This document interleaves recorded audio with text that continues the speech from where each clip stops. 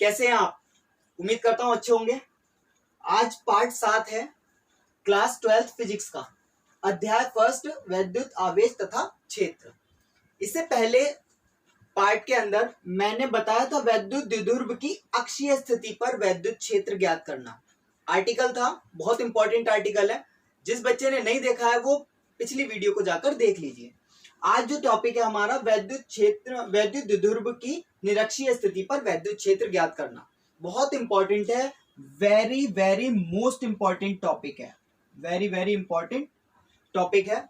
इसे बहुत ध्यान से देखेंगे और कोशिश करूंगा एक एक चीज आपको बारीकी से समझाने की। आप मेरे साथ लगे रहिए।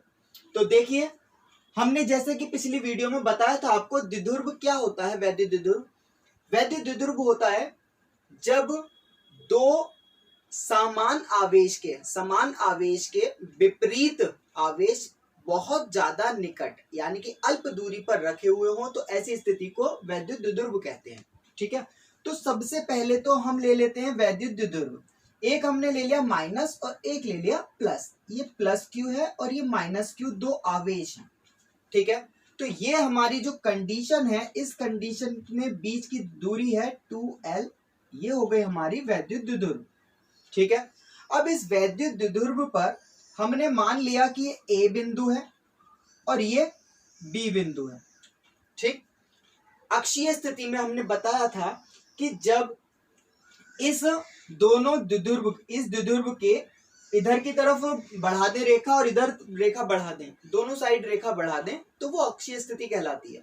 अब हमें बताना है निरक्षीय स्थिति। तो निरक्षीय स्थिति में क्या होता है, हम सबसे पहले इन दोनों आवेशों का मध्य बिंदु लेते हैं। तो मध्य बिंदु है हमारे पास O। ठीक है, ये क्या है, मध्य बिंदु O। अब जब मध्य बिंदु है तो हमने पिछले वीडियो में भी बताया था और एक बार फिर बता रहे हैं कि आधी आधी दूरी में डिवाइड करेगा तो ये L हो जाएगा और यहां से ये जो दूरी है ये भी L होगी। ठीक है, ये चीज हमें पता चल गई। अब अक्षीय और निरक्षीय में अंतर ये है कि अक्षीय सीधी इस तरीके से होती है, निरक्षीय होती है जो मध्य बिंदु है, इस मध्य बिंदु से अगर हम लंबवत कोई बिंदु ले लें, माना बिंदु P हमने ले लिया यहाँ पर लंबवत। ठीक है, इस P बिंदु को जब हम इससे मिलाएंगे तो ये वाली जो कंडीशन बनेगी ये कहलाएगी हमारी निरक्षीय स्थिति। ठीक है, ये क्या हमारी निरक्षीय स्थिति। अब इस निरक्षीय स्थिति में P बिंदु जो है, इस P बिंदु पर हमें वैद्युत क्षेत्र ज्ञात करना है। ठीक, तो वैद्युत क्षेत्र निकालने के लिए हमने यहाँ पर मान लिया कि यहाँ परीक्षण आवेश रखा हुआ है, कोई प्लस क्यू आवेश रखा हुआ है, परीक्षण आवेश। ठीक है, और इस परीक्षण आवेश हमने बता चुके हैं पहले, परीक्षण आवेश जो होता है वो प्लस होता है। क्या होता है, प्लस। तो ये कितना है, प्लस क्यू आवेश है। ठीक, इतनी बात समझ में आई। अब यहां से हमें जब इसको मिलाना होगा इस तरीके से B बिंदु से, तो B बिंदु से मिलाते समय ये कौन सा आवेश है, प्लस क्यू आवेश है, और ये प्लस क्यू नॉट आवेश रखा हुआ है यहाँ पर, कौन सा, परीक्षण आवेश। तो प्लस और प्लस दोनों क्या हो जाएंगे, प्रतिकर्षित करेंगे। तो इनमें जब प्रतिकर्षण होगा तो ये ऊपर की तरफ, इस लाइन को मैं बिगाड़ देता हूं। ठीक है, ये ऊपर की तरफ इस तरीके से आ जाएगा। तो यहां जो हमें प्राप्त होगा, ये प्राप्त होगा प्रतिकर्षण बल, और प्रतिकर्षण बल हमने बताया था EB से डिनोट कर देंगे। बल होता है F, B बिंदु पर लग रहा है इसलिए इसको EB लिखेंगे। ठीक है ना, EB से डिनोट कर देंगे। अब यहां से हम देखते हैं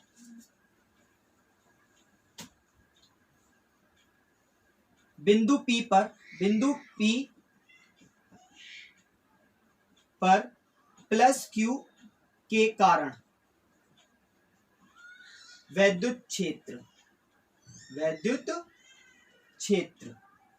क्या हो जाएगा, वैद्युत क्षेत्र हमें जो मिलेगा वो होगा EB बराबर 1/4 pi epsilon not Q1 Q2 upon R²।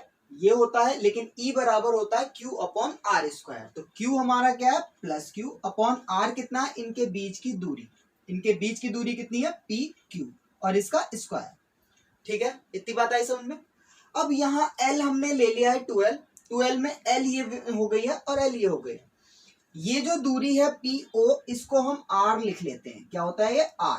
ये दूरी अगर R है, हमें PQ फाइंड करना है। ये लंबवत रेखा खींची हुई है। तब हम अगर ध्यान से देखें तो ये इस तरीके से एक चित्र बना रहा है और इस चित्र के अंदर यहाँ लिखा है O, ये लिखा है B और यहाँ क्या लिखा है P। ठीक है, ये लिखा हुआ है, ये L है, ये R है। तब हमें लंब और आधार नजर आ रहा है समकोण त्रिभुज के अनुसार। मैथ के अंदर हम पढ़ चुके हैं। तो ये जो रेखा है ये हमारी क्या कहलाएगी, कर्ण। कर्ण क्या होता है हमारा, कर्ण का स्क्वायर बराबर होता है लंब स्क्वायर PO स्क्वायर प्लस आधार स्क्वायर यानी कि OB स्क्वायर, ये होता है।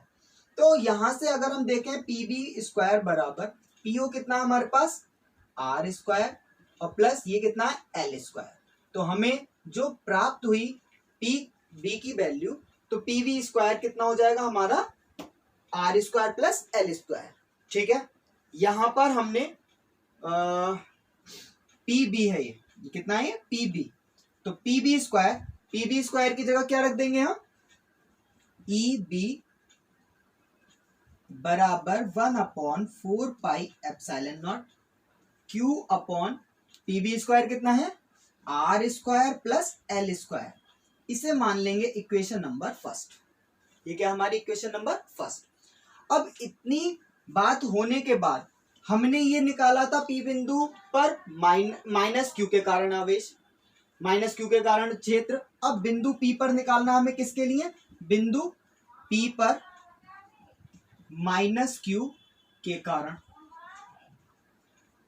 विद्युत आवेश। अब माइनस Q के कारण देखेंगे बच्चे, जरा ध्यान से देखना, EA हो जाएगा, कितना हो जाएगा EA बराबर, अब A की वजह से देख रहे हैं हमने इसको फिर दोबारा से यहां मिलाया और मिलाने के बाद ये जब हमने मिलाने के बाद ये देखो माइनस है और यहाँ पर परीक्षण आवेश रखा था प्लस Q0। प्लस और माइनस होने से आवेश किधर की तरफ आएगा, आकर्षण बल होगा नीचे की तरफ आएगा, यानी कि इधर की तरफ कार्य करेगा। ठीक है, जब इधर की तरफ कार्य करेगा और ये इस तरीके से यहां से ऐसे करके निकल जाएगा। ठीक है, तो यहां कार्य कर रहा है। अब इस जगह कार्य करने की वजह से जब हम निकालेंगे E बराबर 1/4 pi epsilon not Q upon R square, यहां R कितना PA, कितना है PA और इसका स्क्वायर। तो जिस तरीके से हमें ये चित्र प्राप्त हुआ था उसी तरीके से हमें इस तरीके से यहाँ ये चित्र भी दिखाई दे रहा है। और जब ये चित्र दिखाई दे रहा है, यहाँ A लिखा है, ये R है तो ये भी R है, ये L है ये भी L है। तो जो वैल्यू इन दोनों की वजह से इसकी निकल के आई, इन दोनों की वजह से भी इसकी भी वही वैल्यू निकल के आएगी। यानी कि हमें प्राप्त हो जाएगा PA स्क्वायर बराबर भी होगा R square plus L square, दोनों के दोनों प्राप्त हो जाएंगे। तो हम यहाँ क्या पुट कर देंगे, EA बराबर 1/4 pi epsilon not Q upon यहां आ जाएगा R square plus L square. ये इक्वेशन नंबर हो जाएगी 2। ठीक है, यहां तक आपको समझ में आ चुका होगा, मैं समझता हूं।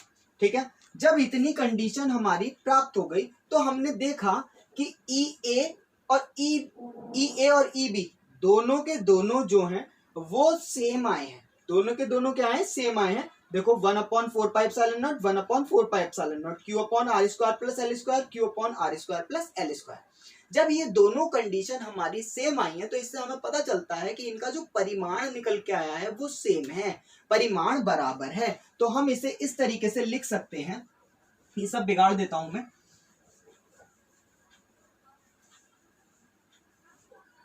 इसको हम लिख सकते हैं बच्चे, EA EB का परिमाण आपस में बराबर है। ठीक है, ये वैल्यू हम लिख देंगे और ये क्या हमारी एक सदिश राशि होती है। जब ये चीज हमने पिछले पार्टों में पढ़ाई है तब हमने आपको बताया था कि जब भी परिमाण का जिक्र होता है तो उनके बीच की दूरी वगैरह भी ली जाती है। ठीक है, जब इनके बीच की दूरी ली जाएगी तब यहाँ हमें एक इनके अंदर घटकों का जिक्र होगा। किसका जिक्र होगा, घटक का। अब घटक के बारे में समझते हैं। देखो यहां से हमने अगर इसको देखो, इस चित्र को दोबारा से ड्रॉ कर देते हैं। तो बच्चों हमने इस चित्र को, वहां थोड़ी सी कमी हो रही थी, इसलिए मैंने दोबारा से यहाँ पर ड्रॉ कर दिया। अब देखते हैं हमें जो जरूरत पड़ेगी यहाँ जरूरत पड़ेगी घटकों की। अब घटक क्या होते हैं वो चीज समझ लेते हैं। देखिए जैसे कि आपने क्लास 11th में पढ़ा था, क्षैतिज घटक और ऊर्ध्वाधर घटक। क्या होता है कि जब हमें अक्ष दे रखा होता है, अक्ष में नीचे की तरफ एक्स अक्ष पर जो लाइन चलती है उसको हम कॉस थीटा से रिप्रेजेंट करते हैं, और ऊपर जो लाइन चलती है इसको साइन थीटा से रिप्रेजेंट करते हैं। नीचे वाली जो रेखा होती है इसको बोलते हैं आप क्षैतिज घटक। क्या बोलते हैं इसे? क्षैतिज घटक, जैसे कि आपने पढ़ा था आर कॉस थीटा, ठीक है। और ऊपर जो जाता है उसे बोलते हैं ऊर्ध्वाधर घटक। ऊर्ध्वाधर घटक यानी कि आर साइन थीटा, इस तरीके से आपने पढ़ा था, ठीक। तो उसी चीज को हम यहाँ पर लेकर चलेंगे। कैसे लेके चलेंगे? हमने माना कि यहाँ पर कोई थीटा कोण बना रहा है। कितना कोण बना रहा है? थीटा कोण। अब इस थीटा कोण की वजह से हमने यहाँ पर जो लाइन दे रखी है, इस लाइन के समांतर एक लाइन हमने खींच ली, ठीक है। ये लाइन इसके क्या खींची हमने? समांतर लाइन खींची है। अब ये समांतर लाइन है, तो मैथ के अंदर जब समांतर शब्द आता है तो समांतर रेखाओं में, और एक तिर्यक रेखा जब काटती है तो उस तिर्यक रेखा द्वारा संगत कोण आपस में बराबर होते हैं। यानी कि इस तरीके से अगर लाइन खींची हुई है तो ये कोण बराबर होता है ये कोण, ठीक है। इसे क्या बोलते हैं? संगत कोण। तो इसका मतलब ये थीटा जो है वही थीटा बनेगा यहाँ पर। दो चीजें हो गई हमारी। थीटा हमें पता चल गया कि कौन सा थीटा है, ये जो थीटा है वो थीटा यहाँ पर भी बनेगा। अब जब ये थीटा बनेगा तो हमें ध्यान देना है कि कौन सी रेखा जा रही है। इसे अगर हम ऊपर की तरफ ऐसे बढ़ा दें, इस तरीके से बढ़ा दें, तो बढ़ाने के बाद हमें दो घटक प्राप्त होंगे, एक इधर की तरफ और एक इधर की तरफ। ये दो घटक प्राप्त होंगे, ठीक है। जो नीचे की तरफ घटक होता है क्षैतिज घटक होता है, तो ये क्षैतिज है तो ये भी क्षैतिज है। तो क्षैतिज घटक जो काम करेगा वो काम करेगा ई बी कॉस थीटा। क्या होगा? E B cos theta. और जो ऊर्ध्वाधर घटक होता है वो ई बी की वजह से क्या हो जाएगा? ई बी साइन थीटा, ठीक है। इतनी बात आपको समझ में आ गई होगी। तो ये ई बी साइन थीटा और ई बी कॉस थीटा, ये दो घटक हमें प्राप्त हुए। किसकी वजह से? इस बी बिंदु की वजह से, या फिर कह सकते हो प्लस क्यू आवेश की वजह से, और ये माइनस क्यू आवेश की वजह से भी देखेंगे आप घटक। तो जब हमें पता चला कि ये दोनों दूरियां समान हैं, ये भी एल है और ये भी एल है, और बीच में जो दूरी है ये भी बराबर है, तब गणित के नियम के अनुसार जब समान दूरियां होती हैं, किसी त्रिभुज की दो समान भुजाओं के समकोण समान होते हैं, तो ये एंगल जितना है उतना ही एंगल होगा ये भी हमारा थीटा कोण बनाएगा। जब ये थीटा कोण बनाएगा तो यहां से अगर हम देखें कि दो रेखाएं काट रही हैं और एक हमारे पास इस तरीके से तिर्यक रेखा ये वाली काट रही है, तो ये वाला कोण जो होता है वो इस कोण के बराबर होता है। इसे बोलते हैं एकांतर अंतः कोण। क्या बोलते हैं इसे? एकांतर अंतः कोण। इससे हमें पता चलता है कि अगर ये थीटा है तो ये वाला कोण भी क्या होगा? हमारा थीटा होगा, ठीक है। जब ये थीटा हमें पता चल गया तब हमें इससे फिर इनका भी निकालेंगे घटक। तो जब घटक निकालेंगे तो यहाँ ऊपर जो घटक आ रहा है वो आ जाएगा ई, और ए की वजह से है तो ई ए कॉस थीटा, और ए की वजह से इस पर जो घटक आएगा वो घटक हो जाएगा ई ए साइन थीटा। क्लियर? अब ये चीज हमें पता चलती है कि एक तो था हमारा आकर्षण बल और एक घटक है हमारा प्रतिकर्षण बल। तो ये दो बलों की वजह से हमें घटक प्राप्त हुए हैं। तब हम लिखेंगे चूंकि ई बी साइन थीटा तथा E A sine theta, E B sine theta तथा ई ए साइन थीटा आपस में बराबर, क्या है? बराबर हैं तथा विपरीत हैं। तथा क्या है? विपरीत हैं। अतः ये दोनों एक दूसरे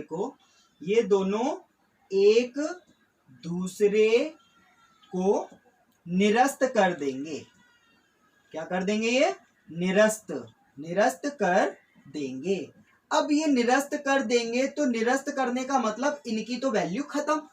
ई ए साइन थीटा और ई बी साइन थीटा और ई ए साइन थीटा आपस में हो जाएंगे कैंसिल, इनको हम नहीं रखेंगे। तब हम बिंदु P पर जो विभव होगा, जो बिंदु P पर लिखोगे, अतः बिंदु P पर कुल विद्युत क्षेत्र E बराबर क्या हो जाएगा, E बराबर होगा, वो E बराबर कितना हो जाएगा, E बराबर हो जाएगा EB cos EB,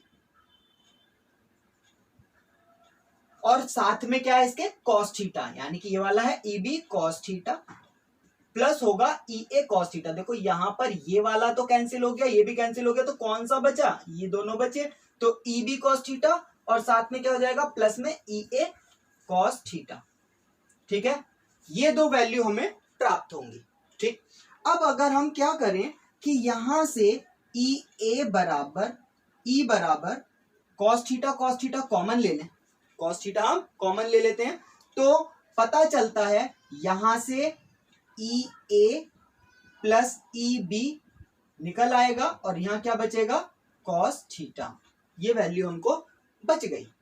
अब यहां हमें cos थीटा की वैल्यू निकालनी होगी, उससे पहले EA और EB की वैल्यू जो हम निकाल चुके हैं उसको हम पुट कर देते हैं। तो E बराबर हो जाएगा, E बराबर इसकी वैल्यू थी 1/4 pi epsilon not Q upon R square plus L square, हम निकाल चुके थे समीकरण 1 से। इसकी वैल्यू क्या थी 1 अपॉन, बच्चे यहां से ये ब्रैकेट यहां ना आकर ये आएगा ब्रैकेट, ठीक है, तो क्या हो जाएगा 1/4 pi epsilon not Q upon R square plus L square, और यहां क्या बचा cos थीटा। ठीक है, इतनी बात आपको समझ में आ गई होगी। हमने केवल क्या किया है, EA की वैल्यू उठाकर रख दी है, EB की वैल्यू उठाकर रख दी है, ये दोनों वैल्यू उठाकर रख दी है। अब देखो दोनों की दोनों कंडीशन एक जैसी हैं, तो एक ये है एक ये है, कितने हो जाएंगे 2, तो हम इस जगह लिख लेंगे E बराबर 2/4 pi epsilon not Q upon R square plus L square, ये हमको मिल गया, और साथ में क्या बचा cos थीटा। ठीक है, अब हमें cos थीटा की वैल्यू फाइंड करनी होगी। पहले हम cos थीटा की वैल्यू निकाल लेते हैं। तो देखो जैसा कि आपने मैथ के अंदर आप पढ़ चुके हैं, cos थीटा का मान जो होता है, cos थीटा बराबर होता है, क्या होता है, लंब बटे, यहां से पहले इसे बिगाड़ देते हैं, लिख लेंगे cos थीटा। कैसे निकालेंगे cos थीटा, इस तरीके से किसी एक चित्र में देख लेंगे, या तो इधर वाले में देख लो या इधर वाले में देख लो, किसी भी एक के अंदर देखेंगे तो हमें दोनों के दोनों में सेम ही आएगा, क्योंकि थीटा हमारा दोनों बराबर हैं, लंबाइयां बराबर हैं, तो इनकी वैल्यू भी आपस में बराबर ही आएगी। ठीक है, तो हम अगर यहां से देखते हैं थीटा निकालते हैं, और ये लिखा है P और ये लिखा है यहाँ पर O, यहाँ लिखा है B। ठीक है, तो cos थीटा निकालेंगे, cos थीटा बराबर होता है आधार बटे कर्ण। ठीक है, आधार कितना हमारा OB, और यहाँ क्या दे रखा है L, तो L अपॉन कर्ण कितना है हमारा, ये जो वैल्यू निकाली थी ये निकाली थी R square plus L square, तो यहाँ पर अपॉन में कितना आ जाएगा, upon R square plus L square, ये वैल्यू हमको मिल गई। ठीक है, जब ये वैल्यू हमें मिल गई, हमने cos थीटा की वैल्यू यहां से उठाकर यहां पर रख दी। कैसे रखेंगे, E बराबर 2/4 pi epsilon not Q upon, ये कितना है R square plus L square, और cos थीटा की वैल्यू हमारी L upon R square plus L square. ठीक है, अब यहाँ एक चीज की कमी हो रही है, क्या कमी हो रही है कि ये जब हम निकालेंगे पाइथागोरस थ्योरम से, जब इसकी वैल्यू फाइंड करेंगे ओनली इसकी, तब ये रूट के अंदर आएगी। ठीक है, किसके अंदर आएगी, रूट के अंदर आएगी, आप निकाल कर देखना, रूट के अंदर आएगी ये वैल्यू। ठीक है, तो ये रूट के अंदर आएगी तो हमने यहां पर इसमें स्क्वायर रूट लगा लेंगे। ठीक, अब ये वैल्यू हमें जब आ गई, इस 2 को, Q को और L को तो रख लेंगे पास में, अपॉन इस नीचे वाली जो चीज है, नीचे वाला जो पोर्शन है, इसे अलग करके लिख लेंगे 4 पाई एप्सिलॉन नॉट। हमने 1/4 पाई एप्सिलॉन नॉट अलग लिख लिया और 2QL अलग लिख लिया। ये वाली वैल्यू जो है, इस वैल्यू को अगर हम ध्यान दें तो R square plus L square इसकी पावर 1 है। कितनी है? 1। और यहां जो है इसमें R square plus L square इसकी पावर, जब स्क्वायर रूट होता है उसकी मतलब होता है 1/2। ठीक है, जब घाते सेम हो, जब हमारा आधार सेम होता है तो घाते आपस में जुड़ जाती हैं। तो जब घाते जुड़ेंगी 1 प्लस 1/2, तो इसका एलसीएम लेंगे 2, 2 एकम 2 और 1 कितना हो गया? 3/2। तो यहां से हमें पता चल जाएगा, जब इसका सॉल्व करेंगे तो R square plus L square की पावर हो जाएगी 3/2। ठीक है, तो हम यहाँ इन दोनों की जब मल्टीप्लाई करेंगे तो वो मल्टीप्लाई करने के बाद क्या आएगी? R square plus L square की पावर 3/2। ठीक है, ये वैल्यू हमें प्राप्त हो जाएगी। मैं समझता हूं यहां तक आपको बिल्कुल सही से समझ में आ चुका होगा। तो अब आगे क्या करेंगे बच्चे, देखिए ध्यान से। E बराबर, चूंकि हम अभी पीछे निकाला था द्विध्रुव का फॉर्मूला, स्मॉल p बराबर होता है 2QL। चूंकि ये होता नहीं होता स्मॉल p बराबर, तो जब स्मॉल p बराबर ये होता है तब ये 2QL की जगह हम p रख देंगे। यहाँ क्या हो जाएगा? 1/4 पाई एप्सिलॉन नॉट, इसकी जगह आ जाएगा स्मॉल p, और नीचे की तरफ क्या हो जाएगा? R square plus L square की पावर 3/2। ये हमारा फॉर्मूला प्राप्त हो गया। ठीक है, अब इसमें विशेष स्थिति आती है। जैसे कि पहले विशेष स्थिति थी, उसमें यदि नहीं, चूंकि L जो है वो बहुत ज्यादा छोटा होता है R से, L R से छोटा है, अतः L स्क्वायर बहुत ज्यादा छोटा होगा R स्क्वायर से, बहुत ज्यादा छोटा होगा R स्क्वायर से। ठीक है, जब बहुत ज्यादा छोटा होगा तब हम इसको छोड़ देंगे, यानी कि इसको नेगलेक्ट कर देंगे, 0 रख देंगे, जैसा आप समझना चाहें वैसे समझ लीजिए, या फिर L स्क्वायर को छोड़ने पर, या हिंदी में लिख लेंगे L स्क्वायर को छोड़ने पर। जब L स्क्वायर को छोड़ेंगे तो यहाँ हो जाएगा E बराबर 1/4 पाई एप्सिलॉन नॉट P। ठीक है, अपॉन यहाँ L स्क्वायर हमने छोड़ दिया, क्या बचा? R स्क्वायर, और उसकी पावर कितनी आई? 3/2। इस 2 से 2 कट जाएगा, तो E बराबर जो हमें प्राप्त होगा 1/4 pi epsilon not small p upon R की पावर 3, ये हमको प्राप्त हो गया। ठीक है, तो यहां से हमें जो पता चला निरक्षीय स्थिति पर वैद्युत आवेश, वो वैद्युत आवेश कितना होगा? E बराबर 1/4 pi epsilon not P upon R³ प्राप्त होगा। ठीक है, उम्मीद करता हूं आपको ये आर्टिकल अच्छी तरीके से समझ में आ चुका होगा। अगर समझ में नहीं आया हो तो मुझे कमेंट में जरूर बताइएगा, मुझे अच्छा लगेगा। और अगर नहीं आया होगा तो मैं दोबारा से इसको कोशिश करूंगा दोबारा से आपको समझाने के लिए। ठीक है, तो इस वीडियो को लाइक कीजिए, शेयर कीजिए, और अपने सभी दोस्तों को जो आपके साथ इस समय जुड़े हुए हैं, जिनको आप चाहते हैं कि वो भी थोड़ा सा आगे बढ़ जाए, उनको भी ये वीडियो जरूर दिखाना। यही उम्मीद है आपके लिए। ऑल द बेस्ट, मिलते हैं फिर अगले पार्ट में।